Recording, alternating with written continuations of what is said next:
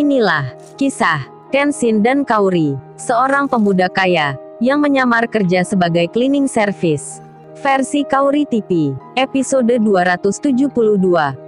Ketika Kenshin melihat bangunan di depannya, tiba-tiba namanya dipanggil dari belakang. Kenshin pun mengalihkan pandangannya. Dilihatnya segera, ada wanita yang berdiri. Saat tahu siapa yang nampak itu, dirinya pun terkejut. Rupanya ini si Rena, yang kemudian menyapa, "Lo Kenshin, kamu kok di sini? Ada apa nih? Lagi cari siapa kamu?" Kenshin pun malah balik bertanya, "Lo kamu juga, kok bisa di sini Rena? Kamu cari siapa nih?" Si Rena pun menjelaskan, akan restoran barunya, yang kini pindah di sebelah gedung ini. Kenshin itu lalu bilang, "Kalau gitu aku bantu sekalian ya, mindahin barang-barangnya." Di tengah itu, tiba-tiba terdengar orang bicara, yang sambil jalan melewati mereka. Orang itu berkata di telepon, "Tenang bos, pokoknya bos tahu beres. Tempat anak yatim ini akan kosong 2 hari lagi." Kenshin pun mendengarnya, begitu pula dengan Rena. Kemudian lantaran hal itu, Kenshin mengalihkan lagi ke bangunan, yang di situ ada tulisan, "Gedung ini dijual." Si Rena pun bertanya, "Ada apa Ken? Kamu kok lihat ini?" Si Rena pun lalu memandang. Ia jadi tersadar akan seragamnya Kenshin. Kemudian ia bertanya, "Jadi kamu ini habis pulang kerja ya?" Kenshin lalu menjawabnya, "Iya Ren, aku baru pulang kerja ini. Kebetulan lewat jalan ini, terus motor yang aku naiki bannya bocor. Itu aku tambal di situ." Kenshin sembari menunjuk tempat tambal ban itu. Si Rena pun melihatnya. Kemudian ia bicara, "Oh jadi gitu ya? Kenapa kamu di sini?" Ternyata karena hal itu. Kemudian Rena pun bilang, "Kalau gitu mampir dulu ya ke tempatku. Sekalian makan sore. Kamu kan belum makan." Kenshin menjawabnya, "Nggak usah Ren, aku udah makan tadi." Si Rena menyahut, "Tadi itu kapan Ken? Pasti waktu siang ya? Jangan gitu, ayo mampir dulu." Jadinya Kenshin pun menuruti. Ia berjalan bersama Rena ke tempat yang dimaksud. Di tengah hal yang demikian, saat berjalan itu, dilewati tempat anak yatim tersebut.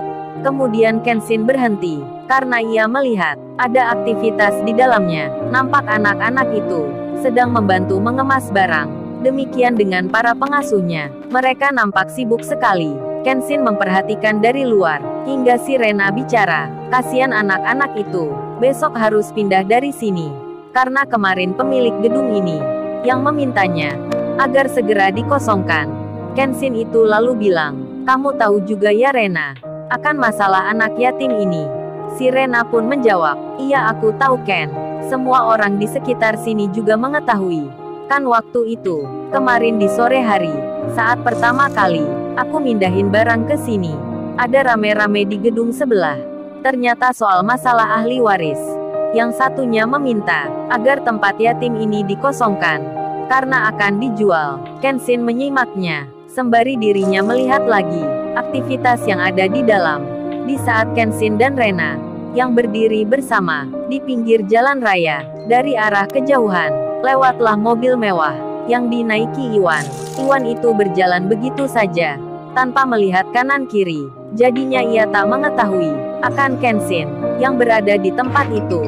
Namun tidak demikian, entah kebetulan atau tak disengaja, Kaori juga sama, sedang lewat jalan ini pula. Kaori yang memperjalankan mobilnya dengan pelan-pelan. Ia menikmati pulang kerjanya, sembari melihat di sekitarnya. Kaori itu melihat depan, samping kiri dan kanan, sampai terkejutlah dirinya saat melihat seseorang. Mobilnya pun dipelankan. Kaori melihat Kenshin berdiri bersama seorang wanita, lagi bicara berdekatan. Kaori itu memperhatikan, wanita itu pernah dilihatnya. Kemudian Kaori memperhentikan mobilnya yang ada di samping jalan. Ia melihat lagi, Kenshin itu dari kejauhan sedang bicara dengan perempuan, nampak tersenyum-senyum. Kaori lalu mengambil handphonenya. Diambillah foto Kenshin itu dari kaca spion mobilnya, yang terlihat bicara dengan jarak yang dekat. Jadinya, hal itu makin membuat Kaori merasa ilfil melihatnya. Tanpa berpikir panjang, tak bertanya terlebih dulu, Kaori terbakar api cemburu. Lalu segera saja, ia menjalankan mobilnya, dipacunya dengan cepat. Kemudian ia bicara sendiri, Ternyata Kenshin pulang tadi, untuk menemui cewek itu. Dasar dia, sudah bohongin aku. Kaori, jadi benci ke Kenshin. Karena merasa dihianati, air matanya pun sampai jatuh. Kaori tak jadi pulang, malah menelpon temannya. Kemudian janjian, untuk bertemu di sebuah kafe, yang ada di mall ternama. Angelika, yang kini telah pulang ke rumahnya.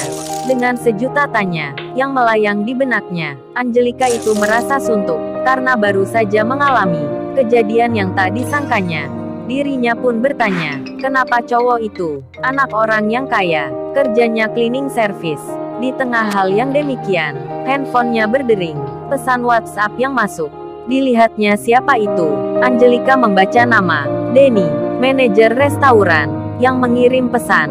Rupanya tadi malam, tamu yang datang mencarinya itu adalah Denny, yang bersama customer service-nya mencari Angelika untuk memberitahukan, menginformasikan bahwasannya Mbak Angelika adalah tamu dari 10 orang yang dapat prioritas utama menjadi tamu VIP untuk 1 tahun ke depan. Saat itu Angelika bertanya, kok masnya bisa tahu alamat saya? Si Denny pun menjawab, ini Mbak dari buku tamu yang sempat Mbak tulis kemarin. Singkat cerita, malam ini Denny mengajaknya untuk datang ke restoran dan menemui bosnya. Kemudian ketika melihat pesan itu, Angelika yang memang kini merasa suntuk di rumah, ia pun membalas dengan mengiyakan.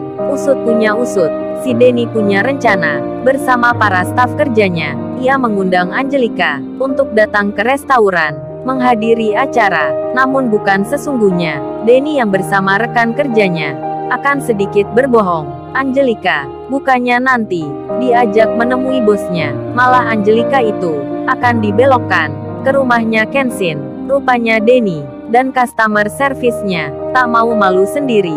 Ia akan mengajak Angelika, seseorang yang memberikannya masalah, untuk datang ke rumah Kenshin meminta maaf bersama-sama. Ternyata malam ini sudah direncanakan di semenjak kemarin. Angelika yang tak mengetahui tujuan sebenarnya, ia pun akan ikut saja.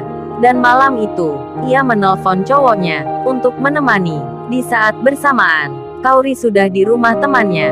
Namun sebelum itu ia menelpon mamanya, akan pulang rada malaman karena ada keperluan. Kaori pun kini bersama temannya itu sedang menuju ke mall ternama, yang kebetulan pula tempat kafenya itu berdekatan dengan restoran yang dimiliki oleh Pak Mori. Kenshin sendiri yang tak mengetahui akan Kaori yang baru saja melihatnya berdiri bersama si Rena ini. Kenshin pun kemudian masuk ke tempat anak yatim itu. Ia bicara, bertanya, kemanakah akan pindah?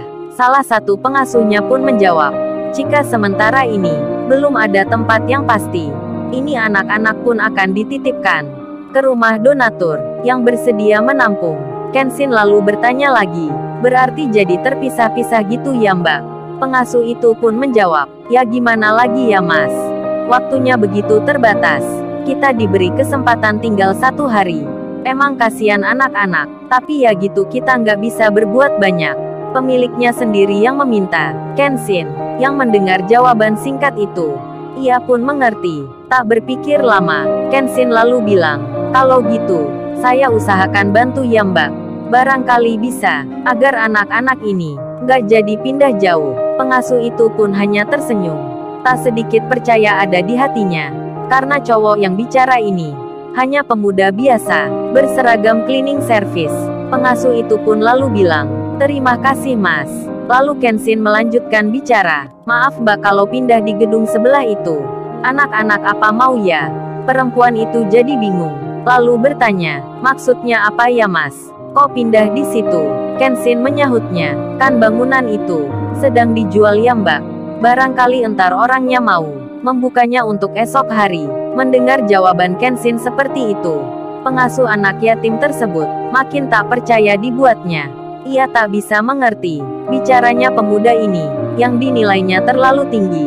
Hal itu memang wajar adanya, karena yang dilihatnya hanya pemuda biasa, bekerja cleaning service pula. Meskipun tak percaya, dirasa ini tak mungkin. Pengasuh itu pun tetap menghargai Kenshin. Ia kemudian bilang, terima kasih Mas. Masnya baik sekali. Kenshin pun tersenyum. Kemudian ia pamit untuk meninggalkan tempat itu. Ia bersama Rena menuju ke restoran. Pengasuh itu pun hanya melihatnya. Dikira yang datang itu berlalu seperti biasa. Namun esok siapa yang menyangka, yang dianggapnya tak mungkin, akan menjadi benar adanya. Lalu, bagaimana kisah selanjutnya? Subscribe channel ini untuk episode berikutnya. Terima kasih.